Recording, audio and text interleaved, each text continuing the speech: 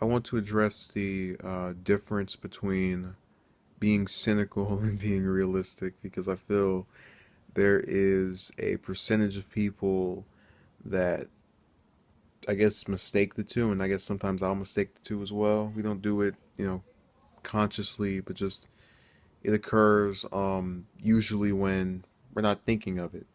So, for an example, let's say you have a person that knows they can only make 100 basketball shots, just in a day, just sitting at the court, shooting the ball over and over, make 100, different points before they pass out and just get tired of it. And this has happened three or four different times.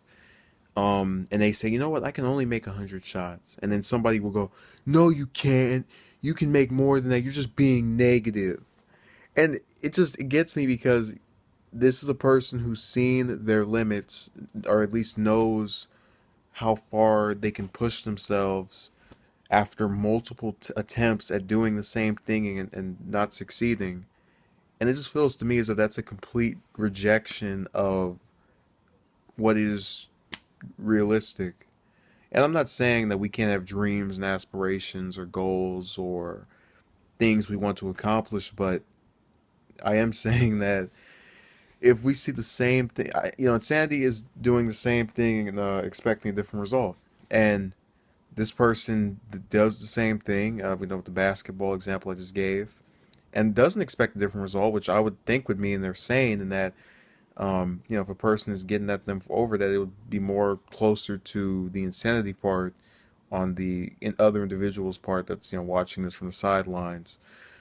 But for some reason, I've seen this strange pattern where if a person says I can't do this, almost in any context, it's just seen automatically as negative and you know defying their potential and all of that. And I just think a lot of people, and it's not nothing wrong with being positive. Let me don't get me wrong about that. I've tried to believe that a little bit more in recent months. Just as a nice change of pace from the usual, oh, the world is over, and that kind of. I don't have that, but just I've tried to, give it a little bit more of a go, if you know what I mean, as far as confidence and the wonders of life and all that. So, you know, nothing wrong being positive, but you also have to remember that some people just know themselves really well, and that's that. I mean, another example would probably be a person who says, I can't drive, and they've only driven probably 8 or 9 times, and that's been in parking lots. What does that tell you? The person can't drive. You're not just gonna put them on the street one day and they just automatically learn how to do this. They haven't had enough practice, and maybe they're speaking that way because of that, lack of experience. Now, what is the solution to that? Give them some experience. And so that that's not really. I feel that's not them being negative, but more along the lines of kind of having doubts, but still basically keeping some realism. I know my hand is all over this video. It's you know unsightly to some people, but that's why I have it behind my neck to give me that relaxed, cool feel. So you have people who get bothered by um, those opinions that are unpopular, the ones of people who doubt something will happen. And they're just are things we don't suspect to happen. You have people get scared about, oh, if I go on an airplane, it's gonna crash. I think there was some website now, if I can remember, I'll try to link it. They said that there's a 1 in 1 million chance of you dying randomly in an airplane crash. And I really, I don't hear about crashes over and over again that much unless the pilot is drunk or there's some really bad internal error. So for that reason, I don't really believe that a person is going to pass away if they go on an airplane. Almost everyone I know at some point or another has gone somewhere that required getting on a plane, and they always make it out, you know, in one piece, or just some condition that is good and similar to the one they left in.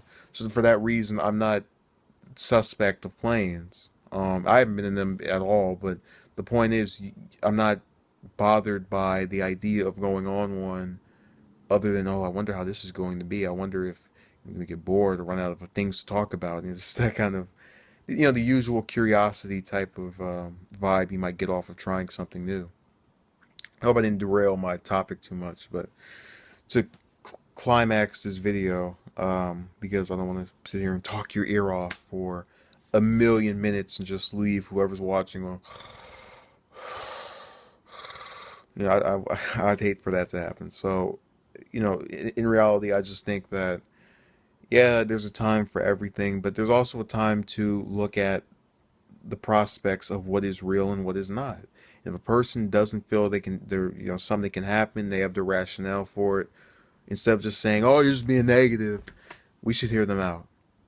Again, nothing wrong with confidence, but just, if this person feels that way, just give them your ear for that brief moment and allow them to explain themselves before shutting them off. That's just my opinion on that. So thank you for watching and have a good day.